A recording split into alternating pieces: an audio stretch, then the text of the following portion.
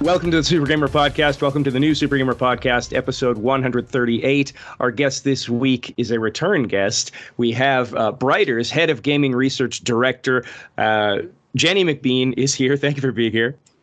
Thanks for having me back. You are here to talk about, like in 2020, we talked about Bryter's report on women in games and toxicity towards women in games. We're now talking about the 2022 report, which was conducted. The survey was conducted in March 2022. Bryter surveyed 1,500 female gamers spread evenly across the US, UK, and China. Respondents were 16 years old and up, had to play on console or PC or laptop at least monthly. And the bad news is that the report revealed the highest levels of toxicity towards women in games that Bryter's ever recorded. Yes, indeed. It's around about 3 in 4 now who've experienced toxicity. So it's gradually been increasing year on year.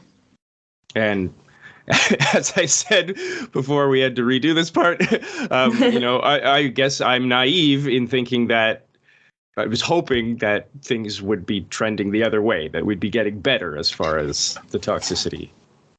Yeah, exactly. I was hoping the same thing. Obviously, I think the industry is more aware of the issue of toxicity, and I've spoken to a lot of kind of developers and publishers about this as well. And people are keen to find solutions for it. Hence why I was hoping for some more positive change, but unfortunately not. It looks like there's still a way to go. It's obviously a really difficult thing to address, and it's not going to be the same solution for every game. It's a kind of mix of different tools and consequences for players, and that will vary depending on the kind of the audience of those games and how the game works mechanically as well. Right. So this is the 5th year that this study has been done, and actually I noticed in 2019, it was 34% of respondents that said they'd experienced toxicity online. And I'm shocked how low that is, which, that's not good that I feel like, oh, wow, that's low. That's good. But like, A, wow, have we really jumped that much in 4 years? And B, like, is there any, was it a better time back then? Well, I'm not sure if it was a better time. I think partly maybe it's due to the popularity of online multiplayer games now. There are so many of them around, and more people are playing them. That's another thing we actually tracked in the survey is the amount of players and female players playing these online games, and that's increased significantly. So seeing as that tends to be the place where most of the toxicity is happening, that will be playing into the fact that, the amount of people experiencing toxicity is increasing. But yeah, still a much more significant increase than I had thought. It's more than doubled now. And that's, who've ever experienced toxicity. If we look at those who experience it regularly, it's about 1 in 3. So that's still way too high for those who are, maybe even every other day, every week experiencing this kind of negative behavior towards them. One of the things you asked respondents was to give examples of the kind of harassment they've received. Is it, over the years, has it generally been all the same stuff, or like is the type of harassment changing? I would say it's been pretty consistent, but again, every year I'm shocked by what I see. So when we ask them, broadly what types, a lot of the time it's verbal abuse, and obviously there's a real kind of variety within that, to kind of general, what some people call trash talking, but getting quite like violent or abusive, being aggressively quizzed about their kind of skill or their experience. A lot of the time, if a female player does do well or wins in a game, a lot of the time they're subjected to questioning, like, how did you do that? You must have cheated. There's no way you could have beaten me, that kind of thing. Being sent inappropriate content as well. It's quite often being pestered to send explicit pictures to the other player, or just being sent them unwillingly.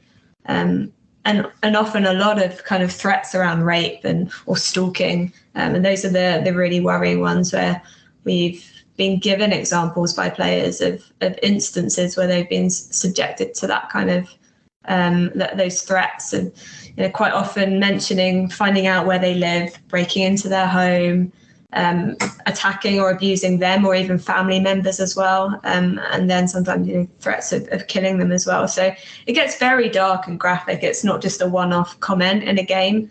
It kind of builds sometimes and even leads to people being contacted outside of the game sometimes. If the female player chooses to leave, for example, to get away from the toxicity, sometimes they're followed on platforms like Instagram or other social media channels, and it kind of continues there. So it's really quite worrying, like reading these examples from players.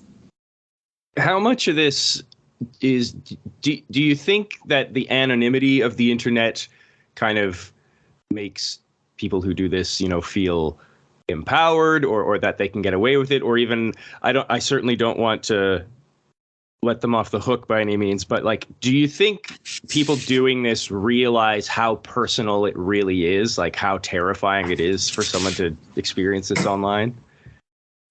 I don't think so. No, I think that's part of the problem, that a lot of people just say, oh, well, it's part of gaming. People kind of trash talk each other. But we're talking about going beyond just the simple, oh, you're so bad at this game kind of comments, but to these kind of threatening, I'm going to find out where you live and kill you comments.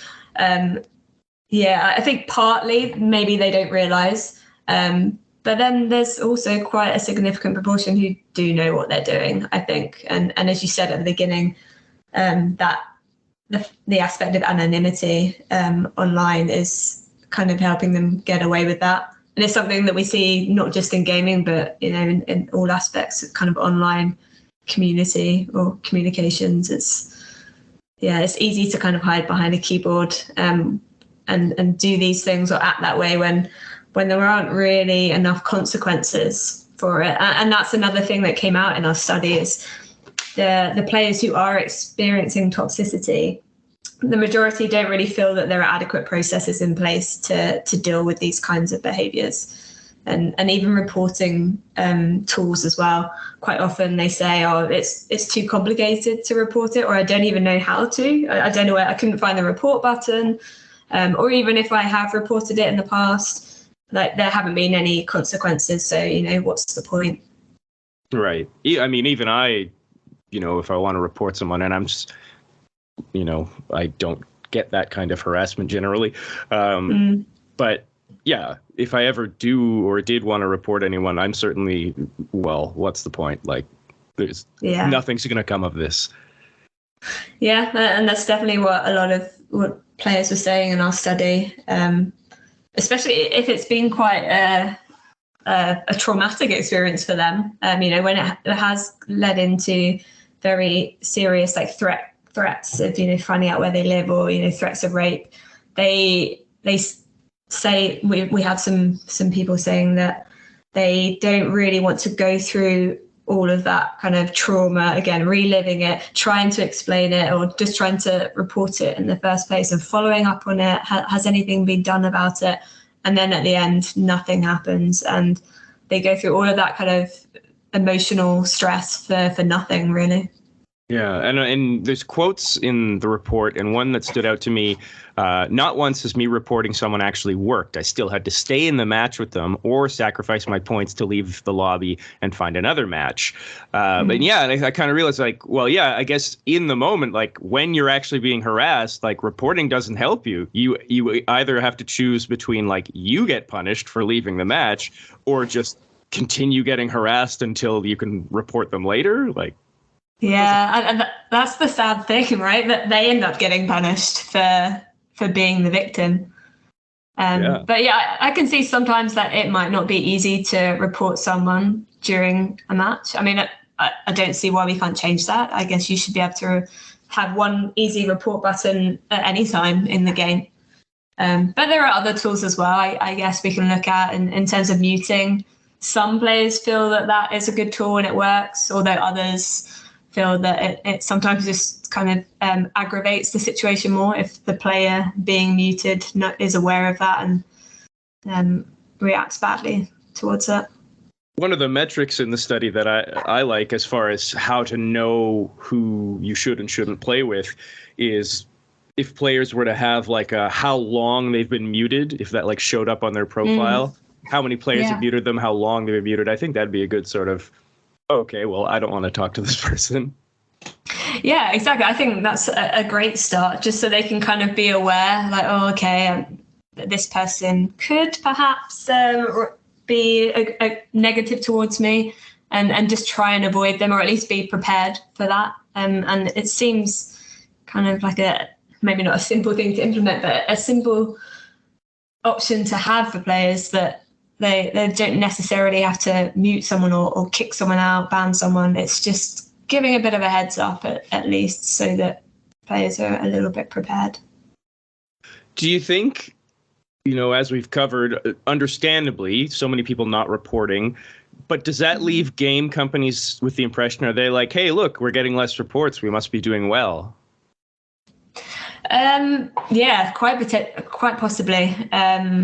But I think now game companies are still they have lots of community managers and moderators. They will still see these things happening, I think. And obviously there's our survey that points it out. There's other data available.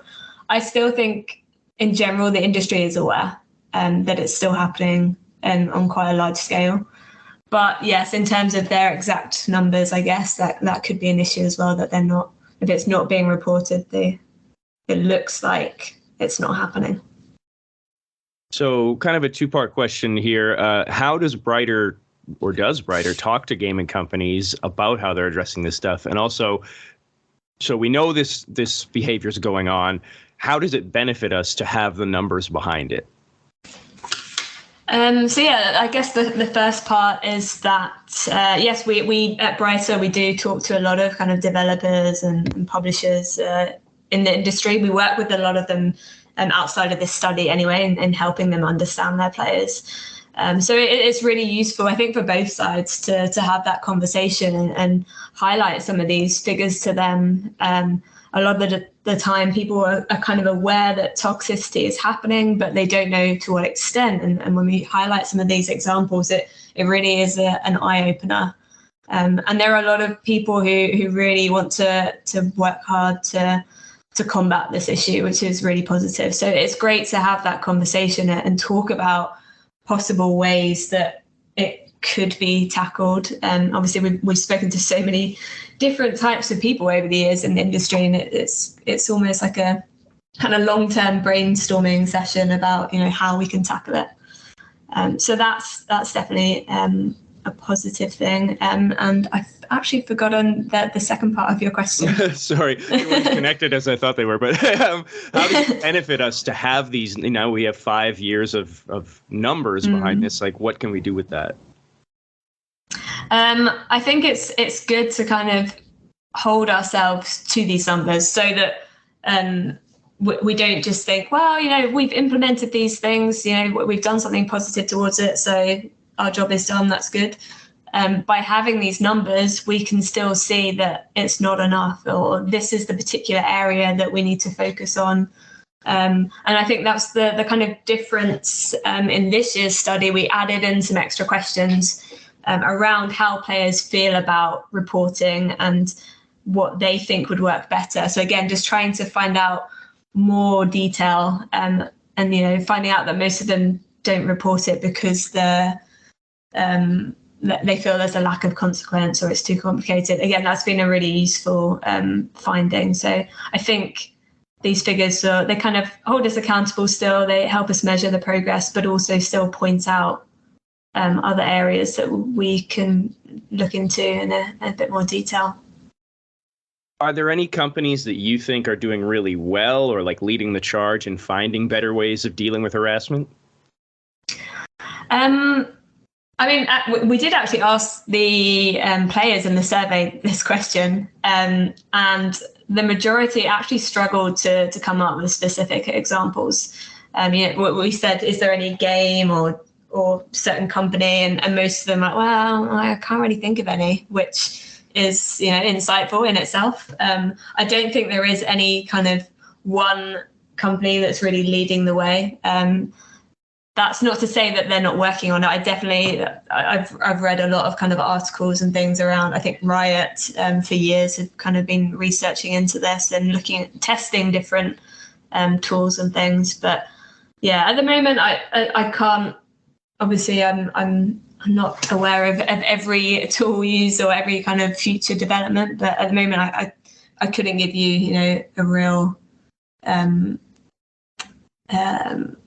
kind of innovator in this space. Since we last spoke, you were a keynote speaker at the 2021 Next Levels 2 for GG-AID conference in Montreal. I hope, or GG-AID, yeah. I don't know how it's pronounced. Yeah. And you also spoke at the Women in Games Global Conference 2021. I know Bryter and Women in Games work closely together. You said at that conference, though, you said you haven't played a multiplayer game because you do this research and because you're scared to. Yeah, and I still would say that today as well. It's a shame. What part of me would really love to start playing these types of games and connect with other players, you know, potentially all around the world.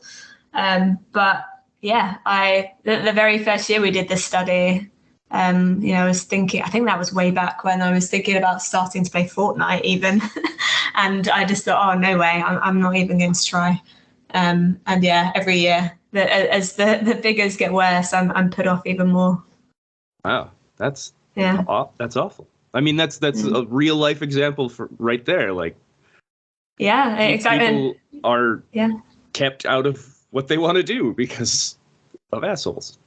Yeah, exactly. And then for the games companies, they're losing a significant chunk of their potential audience. I guess we have a figure in the survey around it, and it was around 1 in 5 of all female gamers say they just would avoid multiplayer games altogether.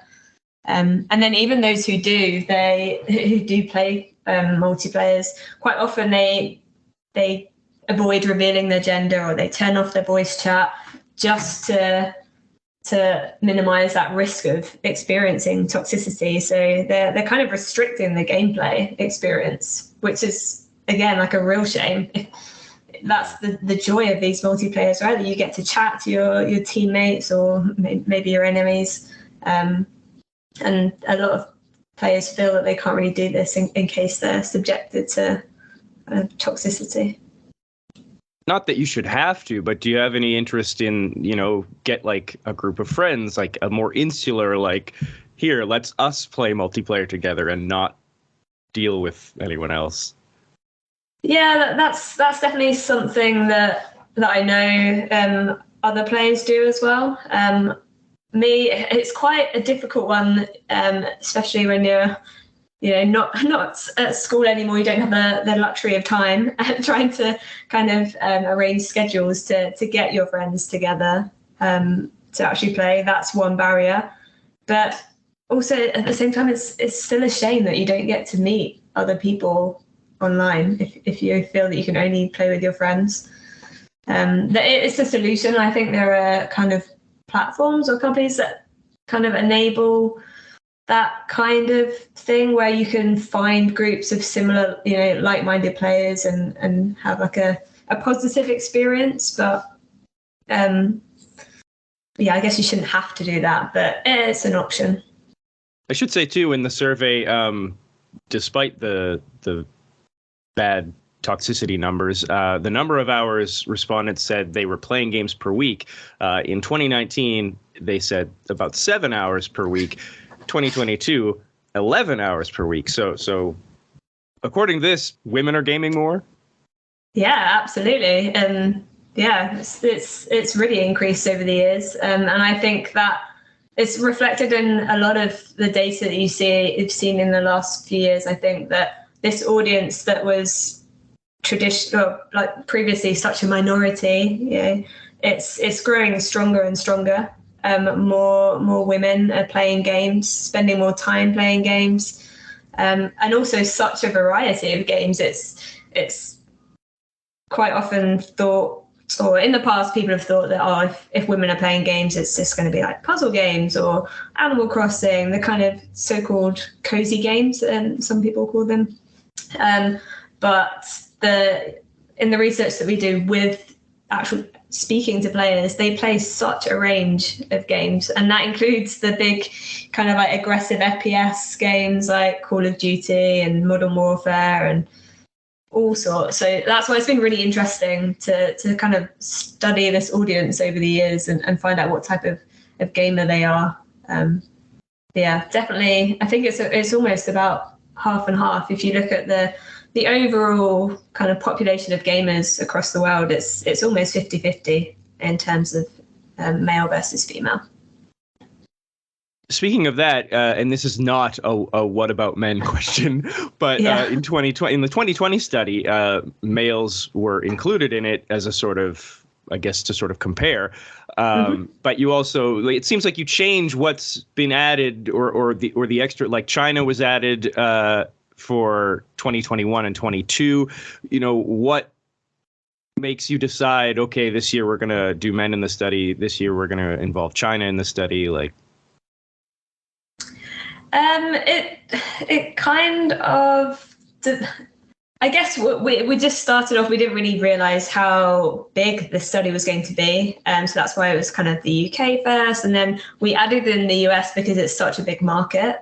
And then the third year, it's kind of just how the conversation evolved. So the third year, we realized, a lot of people are asking us, you've got this data about women, but what about men? Which is why we decided to include them. And then the following year, adding China, again, it was just another really big market, but also a very different one that we wanted to explore as well. And they certainly are different in their behaviours, and they are even bigger fans of online multiplayers and that kind of social side of gaming. But yeah, we try and evolve it every year, depending on where we think it could be more interesting to explore. And that is the question for next year's survey coming up, is what do we do next? Maybe we talk to male gamers again. We'll wait and see. Are there any plans to include non-binary players in the study? That's actually something that we've often thought about doing. In the way that the kind of the research or the survey works, it's very hard to find enough non-binary players. But potentially it could be something we do on a smaller scale of more a kind of qualitative methodology, perhaps. Because, we're very aware that it's obviously male and female is still not the whole audience. So we would like to speak to other genders as well. But on the survey methodology, it's quite hard to do, but we're looking at some different approaches. And then what about exploring the streaming side of things? Because there's obviously a lot of toxicity that happens in that sphere. Yeah, definitely. We cover it briefly in the survey.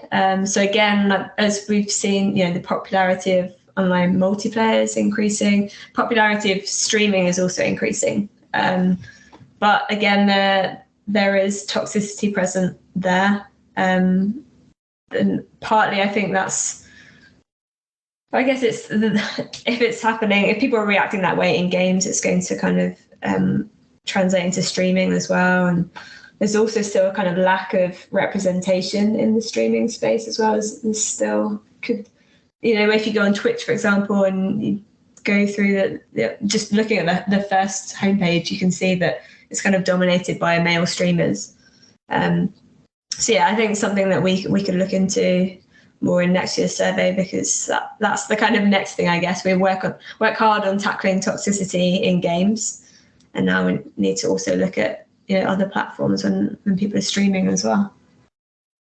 And then bringing it back, I know we've touched on this, but outside of companies, like your average gamer reads the survey, what do they take away from it? What do you hope they take away from it? Well, I guess there are two sides. They might come out the end of it and think, oh wow, yeah, now I really realize how toxic gaming is. But on the other side, I like to think that they see that we're paying attention to this issue, and we want to do something about it. We're asking for their opinion. How can we change this? What do you think works? So I guess that's the flip side, to show that the industry is trying to work at solving this issue. Is there a way for anyone to like get involved with Bryter here? Like, oh, they read this, they're like, I do want to change this issue too. What do I do? So that's a great question.